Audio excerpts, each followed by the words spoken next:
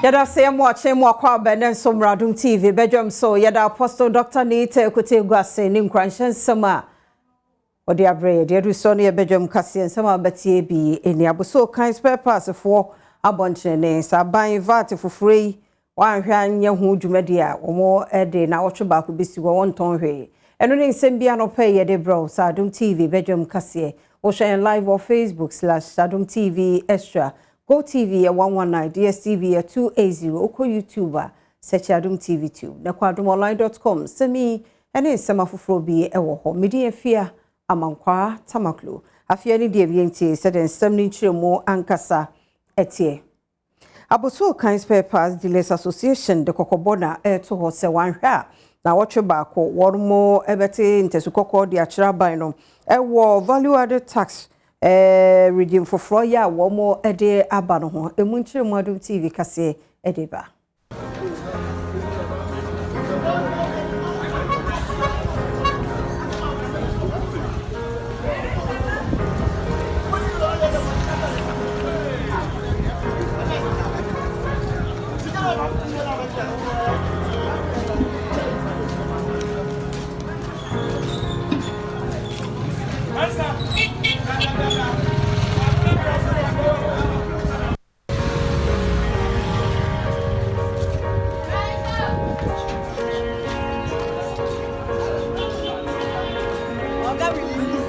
Pachaye bresimu yede eneno ebeba yetwaso abwera yensem foforo emu dia National Democratic Congress mpenifo de ate basum ko miensa so onye hwehwemu na 10 February eye wochine brenya na wonfa report no emra eye vote by bia wosusu se course ewo Ayawaso East abato course NDC amanyuku nemu NDC amanyoku apao abajoku miensa wahye won se wonhwehwe na anuada Ayawaso East NDC primary abatoa ekoso no wochiremu se abatoa no katahyehe ene proye bia ekoso ewomu se amanfo edesika ehye amanfo afunumu na ebinum eche eye television motorbikes ene de keka ho no saa neman etia party emra enti abajoku enye hwehwemu fekofeko na wonfa emra na krata NDC twetwefo fifi kwete insasha ase no wahye abadwokoi se ogefo bosomeni da etosudu wonfa enhwehwemu no emetodwa na amanyuko no ehu anamo a obetu afa ho ewo krata ni mu no okire se NDC amanyuko no ehwe se periperi ye ebedimu na mentemi ho ase anase katahyehe ene proye bia enkoso dachi bi abatoa ebesane akopɔ na wasankomo we mu no OSP na ene yabeto dwaso ye nhwehwemu de afa ehu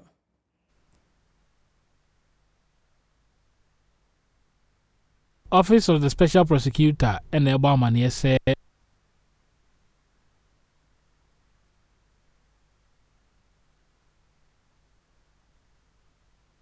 when one bomb got mampeni ana franka tufo so media manyuko no animu no wono ma hyase ye nhwehwemu ewo siketwetwe bia ekoso ewo homu eno da nchene a enrada Ayawaso East NDC amanyuko no nso rehye bedwa ya omkoto abayi nipa obegina wanam apre akonwade ama wono wo hono no so wono ma hu siketwe bi ekoso eno nso omo ya nhwehwemu pa na wakire se wono mo a wotwetwe sika ene wono mo a odinwema hodo eche ye no omo ba hwehwem kwan ofa so nya sika edidi sa adwuma no ya wakire se wono susu se kitase proye bi akoso wo baabi na wono mo kire a Baba Jamal Muhammad Ahmed ya wono kan wono mo a wogina ye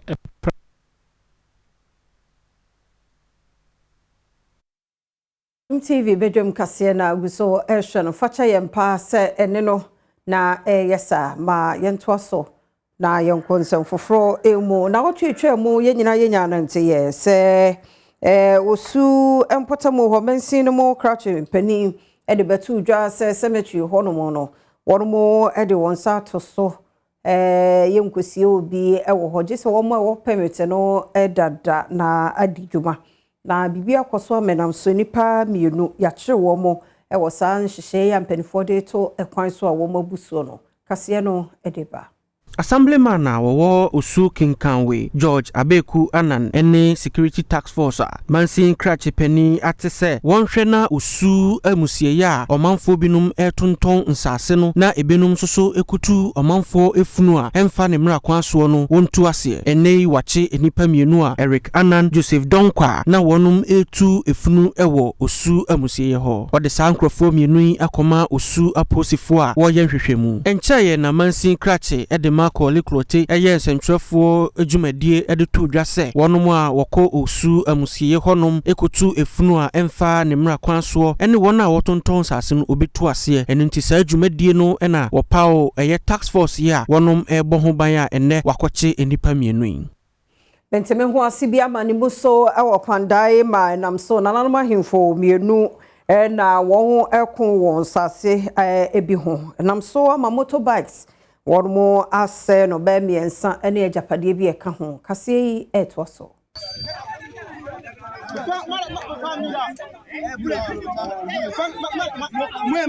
ukopiem okpanda ne mpotemu a mentem ho ase ama no homne so pa ya wo kire se ehimfo mienu ene omodi abom ewon sase ho a motorbikes miensa won ma hye ne dwurebe na won ma asem esi wonanim bi ena wo kire se mentem ho ase ahyase dada ya kire se saa infomienu won tam ho kra e wa asase bi a wo nyina kire se eye won dia ya mentem ho ase e wo ho na eno na enra ekokwaje nsam wo bra ofan ba akon ye se wo kwa akotwa asase ne de ma nipa bi se onfan kwedi dwuma ena efa aka ho ne kire se nyaade obepene de biara da eboni ba wo ho so na motorbike wo mu di jatum ama ni nyina ahye dwurebe aposifo abampotam ho no mu a wo amadwobre ato na basabasa ye no agyan na wo kire se brepam wode ho amanebo ebeba abekire mu yie pa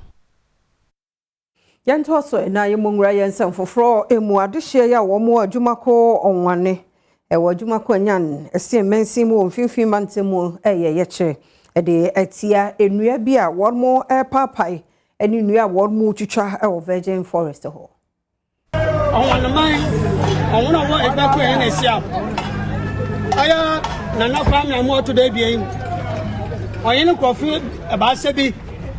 what's on one kwa na huntu na oda ho no oyo wante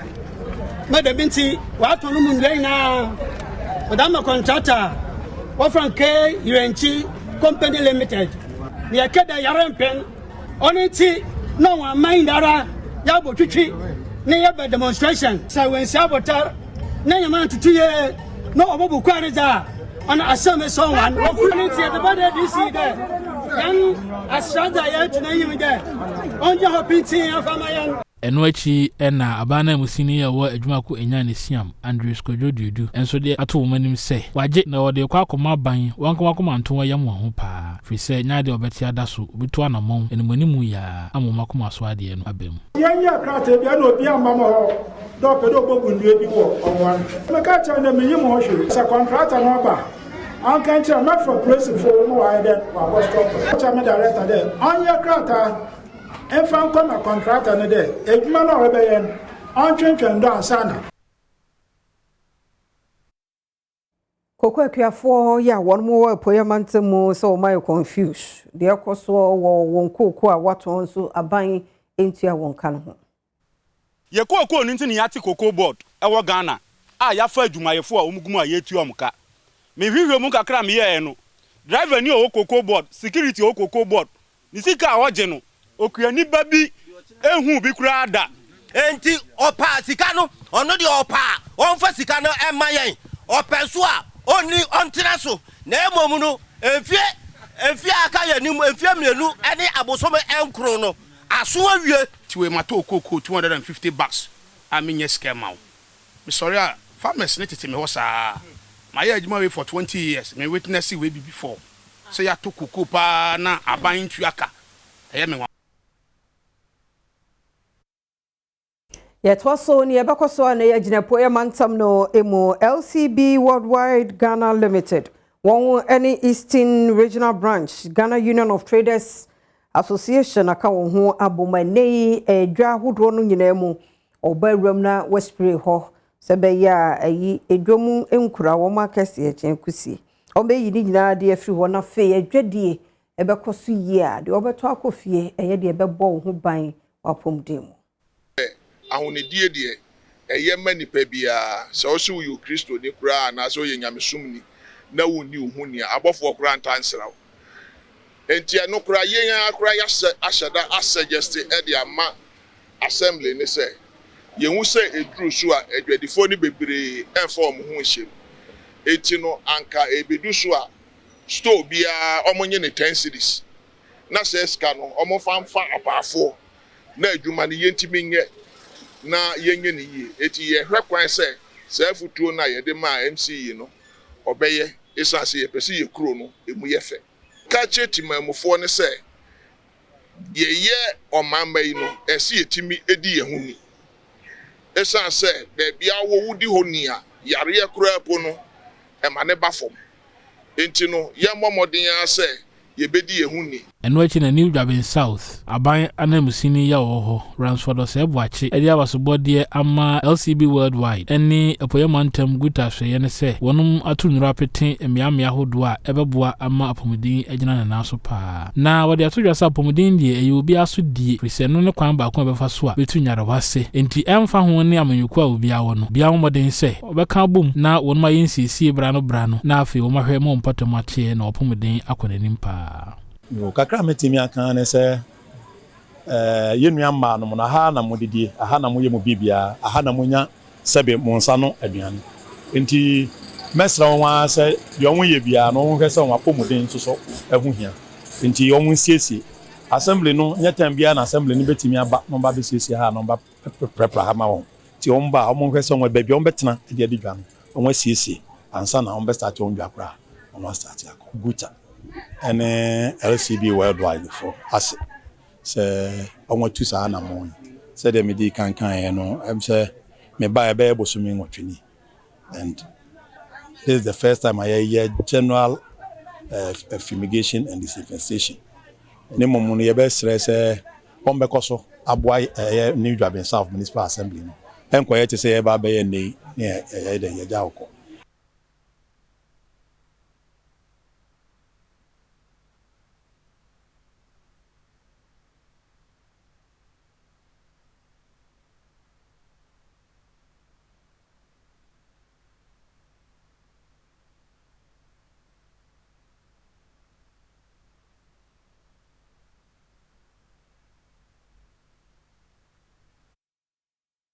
Yenye no Adom TV Badwam kase na